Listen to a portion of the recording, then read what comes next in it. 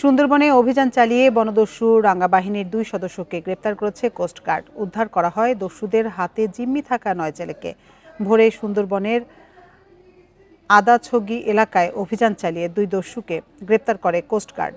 Mongla coast guard পশ্চিম জোনের lieutenant Tanvir Uddin বলেন, গত 3 সেপ্টেম্বর বনের ভেতরে মাছ শিকারে যান 9 জেলে। বনদস্যু রাঙ্গা বাহিনীর সদস্যরা তাদের জিম্মি করে পরিবারের কাছে মুক্তিপণ দাবি করে। গোপন সংবাদের ভিত্তিতে কোস্টগার্ড সদস্যরা সুন্দরবনে অভিযান চালিয়ে নাসির মোল্লা ও মিন্টু সর্দার নামে 2 জনকে গ্রেপ্তার করে। এ সময় তাদের কাছ থেকে 2টি 1নলা বন্দুক, গুলি, দেশীয় অস্ত্র ও অস্ত্র তৈরির সরঞ্জাম উদ্ধার করা হয়। মাছ ও কাঁকড়া ধরার উদ্দেশ্যে সুন্দরবনে গমন করলে গতকাল রাতে রাঙ্গা বাহিনীর তাদের আটক করে এবং মুক্তিপণ দাবি করে। উদ্ধারকৃত জেলেরা সকলেই খুলনা জেলার দাকব থানার বাসিন্দা।